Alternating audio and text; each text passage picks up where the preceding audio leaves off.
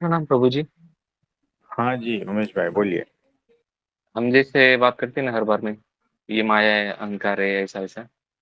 और आपने जैसे अभी वो फूलों का वगैरह थोड़ा सा उदाहरण दे दिया, तो हम्म। उसमें ऐसा लगता है कि वो तो उसमें भाव में फ्लो में चल ही रहा है, तो हम ही हम्म। अलग से खींच रहे हैं।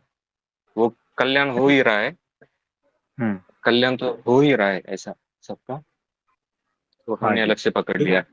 हाँ देखो कैसा है। आप ऑलरेडी वो हो ही, जहां पर आपको पहुंचना है वहीं पर ही तो स्थित हो। लेकिन विकृति की वजह से आप भटक गए हो। अगर प्रकृति में ही होते ना, तो प्रकृतिगत तो आप आत्मज्ञानी ही हो। अगर प्रकृति की दृष्टि से देखा जाए तो यहाँ पर कोई भी अज्ञानी है ही नहीं। जहां पर आप स्थित हो, आत्मज्ञान में ही हो, वहां से विचलित हुए वही माया घेरेगी, वही अंधकार घेरेगा, वही अज्ञान, और कुछ नहीं। तो प्रकृति को प्रकृति की दृष्टि से देखोगे ना, तो उससे पार चले जाओगे। उसमें कुछ भी छेड़खानी की अज्ञानवश, तो भटकोगे। तो जो बेहोश है ना, प्रकृति उसका इस्तेमाल कर लेती है। और जो होश में है ना, प्रकृति उसको नमस्कार करती है। इसमें कुछ समझे। जी प्रभु जी, ये आपने कल भी जो कहा था, तो मुझे हाँ, कल कैप्चर करना बेहोश मुझे। है ना, उसको माया छोड़ती नहीं, उसका इस्तेमाल कर लेती। और जो होश पूर्वक हो गया ना, उसको नमस्कार कर देती। कल क्या कहा था हमने। हाँ, कल प्रभु जी वो आपने बहुत सारे सूत्र बोले थे ना, तो उसमें आपने बीच में ऐसा भी डेवलप था कि कुछ कुछ इंसान ऐसे भी होते हैं कि जिनको दूसरों को पीड़ा देने में मजा आता है। और वो टॉपिक चल रहा था हमारा, वो समय था चेतना पे चल रहा था बात बात में। हम्म। हम्म, बराबर। तो तो प्रभु जी, मैं जब उस पे सोच रहा था, और तो ऐसा लगा कि आप ऐसा बता रहे हैं कि हमारे जो आवेग आते हैं या जो भावनाएं हैं, उनके पीछे भी कोई दूसरी चेतना ऐसा काम करता है। देखो कैसा है, हमारे भीतर बहुत सारी भावनाएं उठती है, ठीक है। उसमें सबसे मूल भाव जो है ना, वो क्या है। पहली बात, संरक्षण का भाव, खुद को बचाए रखना किसी भी हालत में। जी उसके अलग अलग रूप होते हैं। दूसरी बात, खुद को बड़ा करना, उसके अलग अलग रूप होते हैं। और तीसरी बात, उसको आगे बढ़ाना। यानी प्रकृति में आपका जन्म हुआ। अब आप जो है ना, चेतना आपकी कौन से भी लेवल की हो, लेकिन प्रकृति अपना काम करेगी। वो आपको बचाएगी। तो आपके भीतर क्या क्या होगा पता है। आपके भीतर होगा डर का एहसास। क्योंकि डरोगे तभी तो आप बचोगे ना।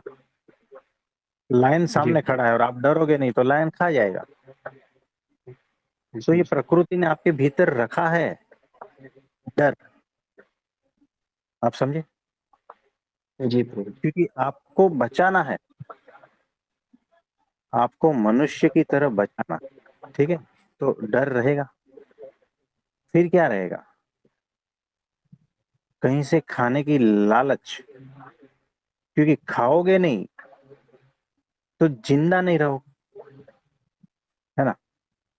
तो जी प्रभु। ये जो लालच है, ये इच्छा है, ये वासना है, ये सारा कुछ प्रकृति ने दिया हुआ है, ताकि आप जो मनुष्य की तरह जन्म लिए हो, उस मनुष्य की रक्षा हो जाए ये सारी खेल में। और आपका जैसा और एक मनुष्य बनाया जाए। इसके लिए प्रकृति ने विविध प्रकार के गुणों को आपके भीतर डाला हुआ ऑलरेडी, जिसमें जी जी। काम, क्रोध, लोभ, मोह, वासना ये सब कुछ आता है। लेकिन उसकी मात्रा जो है ना, प्रकृति ने तय की है। उस मात्रा से अगर आप ज्यादा मात्रा में छेड़खानी करोगे तो वो हो गई विकृति, आप नीचे गिर गए। और उस मात्रा को आप वैसा का वैसा छोड़ देते हो और साक्षी हो जाते हो, तो उससे आप अतिक्रमण कर जाते हो और प्रकृति से बाहर निकल जाते हो, माया से पार हो जाते हो। आप समझे? जी बिल्कुल। तो आपके भीतर जो है ना, काम, क्रोध, लोभ, मोह, वासना ये सब कुछ ठीक है, बराबर है। वो आपके दुश्मन नहीं है, याद रखना। वो हाँ ये आपके बोल। दुश्मन बिल्कुल भी नहीं है ना। आप इसको इतना ही समझना कि ये शरीर को चलाने के लिए ये सारा कुछ दिया हुआ है प्रकृति ने, बात खत्म। उसमें हमें ज्यादा छेड़खानी नहीं करनी। गुलाब खिला है यानी शरीर खिला है, उसके भीतर बहुत सारा कुछ माल मटेरियल देकर प्रकृति ने हमें भेजा है। तो ठीक है, गुलाब खिला है, उसको उसकी तरह देख लो कि मेरे भीतर ये है, ठीक है, प्रकृति का हिस्सा है। तो मुझे उसमें छेड़खानी करनी है, ठीक है, मुझे उसमें कोई इंटरेस्ट नहीं है, तो वो वहां पड़ा रहने दो। कामना है, वासना है, क्रोध है, ये है, वो है, सब कुछ है अपनी अपनी जगह पे। उसको छेड़ो मत, उसको वैसा का वैसा ठीक है, कोई बात नहीं, तू तेरी जगह पे ठीक है। मैं एक चेतना हूँ और तेरे साथ रह रहा हूँ, है ना। मुझे अपना काम करने दे, और तेरा सहारा का मुझे जरूरत है, शरीर के सहारे का मुझे जरूरत है। क्योंकि शरीर मिला है, वो एक मनुष्य योनि है, जहां से मुक्ति का मार्ग, दरवाजा खुलता है।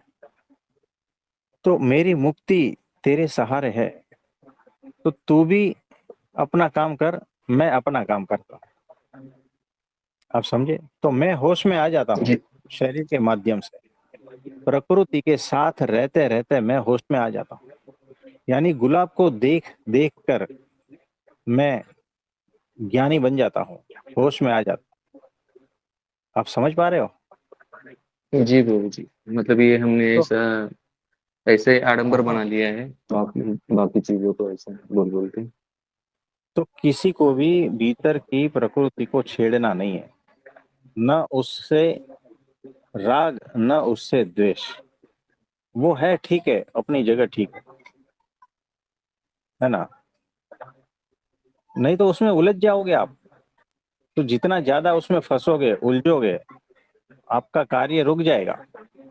बस हाँ मैं बोलिए। ये कह रही थी, आपने ये जो बताया इतना सारा, उसका ये चीज सार निकलता है कि प्रकृति जो है वो परिवर्तनशील है, और उसको उसकी अति में जाना ही हमारे दुख का कारण बनता है। और जब हम उसे सब में स्थित रह के यूज करते हैं ना, तो उसी को हम्म, होश बोलते हैं। किस में रहेगा? अपने सब में रहकर, अपनी आत्मा में रहकर, जब हम प्रकृति को देखते हैं या उसका जिस समय यूज करना है, जैसे अपनी सभ्यता में रह के यूज करना है, तो एग्जैक्टली, बराबर है, बराबर है। तो उसी को होश बोलेंगे मेरे हिसाब से। हाँ, होश, होश में आए रहोगे ना आप, तभी आप सभ्य होगे। हाँ जी, हाँ जी। मतलब सहजता जैसे पूर्वक अब, सभ्यता। हाँ जी, जैसे हम पैदा हुए, जब बड़े हुए, अपने मम्मी के पेट में थे, जैसे जैसे बड़े हुए, वो प्रकृति ने किया, आज हम इतने बड़े हुए हैं, तो ये परिवर्तनशील हो गया। बराबर। और जब हम इसको प्रकृति के जब खाना खाएंगे अति में, तो वो भी बुरा है। तो हाँ जी। उसकी हमें वो भोगनी पड़ती है, पूरे शरीर को भोगनी पड़ती है। अगर एग्जैक्टली, हम जब सब में स्थित होकर उसको यूज करते हैं ना प्रकृति को, और फिर अपने आप में बैठते हैं, अपने होने में बैठते हैं, तो उसी को हम कहते हैं होश। बराबर है, एग्जैक्टली यही। कि जब हम्म। हम स्व में स्थित हो जाते हैं ना, तभी तो स्वस्थ रहेंगे ना। स्व में स्थित यानी क्या? स्वस्थ। और स्वस्थ का मतलब क्या? जैसे प्रकृति में है, चल रहा है, वैसा ही, विकृत नहीं हुए ना। स्वस्थ यानी क्या? विकृत नहीं। बीमार नहीं, है ना, किसी भी चीज का अति नहीं। तो बड़ा अद्भुत बताया। आपने बताया हमें समझ आया। थैंक यू, बहुत हाँ बहुत धन्यवाद। हाँ जी। और किसी का कोई प्रश्न है तो बताइए। उमेश भाई, जी बिल्कुल। इसमें और कुछ आप पूछना चाहोगे? जैसे प्रकृति के अगेंस्ट जाके अपन हम कुछ करते हैं ना, तो वो विकृति आ जाती है ऐसा ना। देखो, अगेंस्ट की बात नहीं है, अतिक्रमण की बात है, यानी उससे पार जाने की बात है। प्रकृति है, ठीक है, जैसी है वैसी, हमारी ओर से कुछ उसमें छेड़खानी की तो गड़बड़ पैदा होती। और छेड़खानी कब होती है पता है? ये प्रकृति जैसी है वैसी मुझे मंजूर नहीं है, यानी अहंकार। जो वृक्ष हरा है ना, वो मुझे मंजूर नहीं है, तब आप गड़बड़ पैदा करने के लिए तैयार हो, ये समझना। फिर आप एक्शन लेते हो, है ना। तो जहां पर भीतर अहंकार है ना, वो प्रकृति को जैसा है वैसा रहने नहीं देता, उसमें छेड़खानी करेगा ही वो, क्योंकि वो अहंकार है। अहंकार प्रकृति से अलग है, अलग होना चाहता है कि ये जो प्रकृति जैसी चल रही है उससे मैं वैसा ही नहीं चलने दूंगा। तभी तो अहंकार है। अगर अहंकार नहीं होता ना, तो आप प्रकृति के साथ में समन्वय बनाकर चलते, उनकी ऑर्केस्ट्रा में आप भी जो है ना आनंदित होते। प्रकृति का अपना एक संगीत है, उसका एक लय है, ताल है, उसका एक नृत्य है, वो चल रहा है, अद्भुत तरीके से चल रहा है। जिस दिन मुझे वो मंजूर नहीं होगा ना, उस दिन मैं उसकी छेड़खानी करूंगा ही, ऐसा है। तो चाहे वो भीतर के कोई भी स्वभाव हो, तो उसमें भी छेड़खानी चालू हो जाएगी, और बाहर तो होगी ही। तो प्रकृति का जो बहाव है, उस बहाव के साथ बहना, यानी प्रकृति में लीन हो जाना, और उस बहाव के साक्षी हो जाना, यानी प्रकृति के पार चले जाना, यानी माया से पार चले जाना। प्रकृति का साक्षी यानी माया का साक्षी, यानी माया से पार। सिंपल बात है, यानी शरीर में जो हो रहा है होने दो, जो भी आवेगी वो सारा कुछ घटनाक्रम चल रहा है, वो प्रकृतिगत है, वो अपना कार्य करता रहेगा। मैं सिर्फ उसका साक्षी हूं, मैं उसमें कोई छेड़खानी वगैरह नहीं करता। तो धीरे धीरे वो प्रकृति जो है ना, उससे आप पार चले जाते हो, यानी आपके लिए उसका कोई महत्व नहीं बचता अभी। आप किसी के घर जाते हो मेहमान की तरह, है ना, 4 दिन रुकते हो, तो उसके घर की चीजों को आप छेड़खानी करते हो क्या? नहीं आप करते। किसी के घर पे जाते हो, तो वहां पर उसके शोकेस में जो है ना कुछ चीजें पड़ी है, तो आप वहां छेड़खानी करते हो? नहीं उसको करते बोलते जी। हो क्या कि भाई ये चीज अच्छी नहीं है, इसको इधर रखो, उसको उधर रखो? नहीं करते तो। कुछ भी नहीं करते ना। उन्होंने आपको गद्दे पे ब्लू कलर की चादर बिछाई है, आप ये कहते हो कि ये मुझे पसंद नहीं है, यहाँ पर लाल कलर की चादर बिछाओ। ये करते हो क्या? नहीं प्रभु। किसी के घर पे मेहमान बन के जाते हो, तो वो जो खाना परोसते हैं वही खा लेते हो ना आप? कोई मगजमारी थोड़ी करते हो कि ये ऐसा क्यों बनाया, इसमें नमक कम क्यों है, चिल्लाते हो क्या? नहीं प्रभु जी। है ना। तो वैसे ही ये जो प्रकृति में हम मेहमान है, याद रखना, और हमारा कार्य है हमारी चेतना को अलग लेवल पे ले जाना है। तो प्रकृति में हम आए हैं, तो वो जैसी है वैसी ठीक है, उससे कुछ छेड़खानी नहीं करनी है। और हमारा जो कार्य है, चेतना का विकास, होश में आना, परमात्मा की भक्ति करना, ब्राह्मी स्थिति को पा लेना, यही है। उस कार्य को हम सिद्ध करते हैं, बस प्रकृति अपना कार्य करेगी। तो हम यहाँ पर प्रकृति में मेहमान है, याद रखना। तो शरीर में जो भी कुछ हो रहा है ना, होने दो, आप समझे। अगर वो प्रकृतिगत है तो ठीक है, अगर वो ऑलरेडी विकृत हो चुका है तो उसका इलाज करवा दो। तो कुछ इधर प्रकृति का कैसे हमें पता चलेगा कि भाव क्या है? हम उल्टा उल्टा जा रहे हैं प्रकृति पे। जैसे प्रभु जी आपने शुरुआत में बोला था ना, तो ये मेरे साथ भी हुआ था ऐसा। जैसे अभी आपका दोस्त माइक लोग, के आप जो है ना, आपका एकदम नजदीक लाके बोलेंगे ना, हमें समझ में आएगा। हाँ प्रभु जी, तो मतलब यही है ना कि प्रकृति के भाव में सब चल रहा है। और ये आपने जो बोला था ना फूल का शुरुआत में, तो हम्म। उसके बारे में मुझे याद आया था एक इंसिडेंट ऐसे कंपनी में। तो मतलब वो दोस्त लोगों का कैसा हुआ, कुछ वेज खा रहे हैं, कुछ नॉन वेज खा रहे हैं। तो ऐसे बातों हम्म। बातों में कि आप क्या कर रहे हो, आप फूल चढ़ा रहे हो, वो भी तो तोड़ के ही चढ़ा रहे हो ना, वो हम्म। का झड़ रहा है अपने आप से। तो हम मुर्गे का ऐसा नहीं क्या। तो वो बात बात में ऐसा लगा ना कि आंसर मेरे पास भी नहीं था ऐसा बोलने को कि क्यों। तो हमें कैसा पता क्या चलेगा कि प्रकृति का बहाव क्या है और हम बराबर जा रहे हैं या उल्टा जा रहे हैं उसके? बेहोशी में आपको कुछ भी पता नहीं चलेगा। आप बेहोश हो गए हो और नदी में बहे जा रहे हो, आपको पता ही नहीं है कहाँ पर हो आप, कौन सी स्थिति में हो।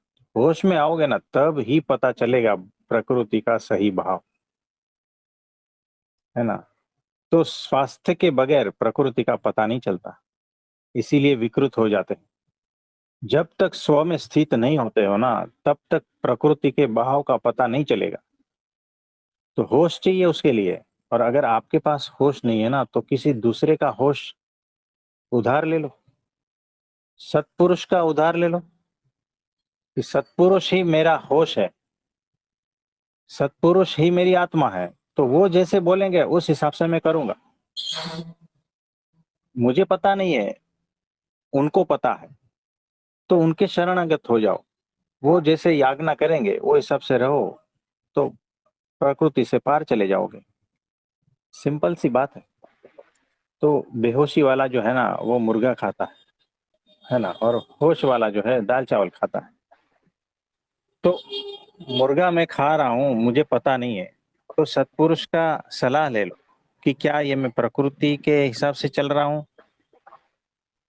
अगर आपको मुर्गा ही खाना था तो आप जानवर बन जाते ना, क्योंकि प्रकृति में वो अच्छी तरह से फिट होता है वहां पर। मनुष्य होकर आप मुर्गा खा रहे हो, तो वो विकृति हो गई, है ना। तो ऐसा है। तो आखिर में मतलब प्रभु जी, हम जैसे भी जितने भी मैं सवाल भी पूछता हूँ, कोई भी पूछता है, तो आकर वही पे आ जाता है। आपको पहले शो में आना है, सत्पुरुष का साथ करना है, ऐसा ही है। हाँ एग्जैक्टली यही है कि आप घूम फिर के जो है ना, स्व में स्थित होना ही पड़ेगा। और इसी के लिए तो हमारा जन्म हुआ है। मनुष्य जन्म दो बात को सिद्ध करने के लिए हुआ है। उसमें से पहली बात यह है, आत्मज्ञानी हो जाओ, ब्राह्मी स्थिति को प्राप्त कर लो। और दूसरी बात, परब्रह्म की भक्ति उपासना कर लो। बात खत्म। ये दो बात ही सिद्ध करनी है, तीसरी कोई बात ही नहीं है। तो घूम फिर के जी स्व में स्थित होना है और परब्रह्म की भक्ति करनी है। बस घूम फिर के इतना ही करना है। बाकी ये जो सारा कुछ लंबा चौड़ा हो रहा है ना, उसका सार इतना ही है। मनुष्य जन्म का सार ही इतना है बस। उसका लाइफ का पर्पस ही इतना है और कुछ नहीं है। हाँ जी बोलिए। नहीं, वही था प्रभु जी, आपने पहले भी बोला था वो कि हम जो पूछ रहे हैं और जिसका ऐसा था, वही वही कर रहे हैं ना। तो क्या पता वो 2 साल बाद भी वही वापस से आएगा या जाएगा ना। नहीं कि हाँ मैं तो कितना भी अभी अहंकार नहीं का समझ में और आता कुछ है। भी ऐसा कुछ भी कर लूँ ना, तो फिर तो वो वही हो गया। तो विवेक नहीं है, प्रज्ञा जागृत नहीं हुई, तो फिर उससे वो हाँ, मतलब शो में ही आना है हमें अभी। एक कमजोरी वाली बात ही करनी ही नहीं है, ऐसा ही ना प्रभु जी, फिर तो पूछूंगा ही हाँ, नहीं मैं ऐसा बाद में अभी। ऐसा ही है, ऐसा ही। तो आज के लिए इतना ठीक है।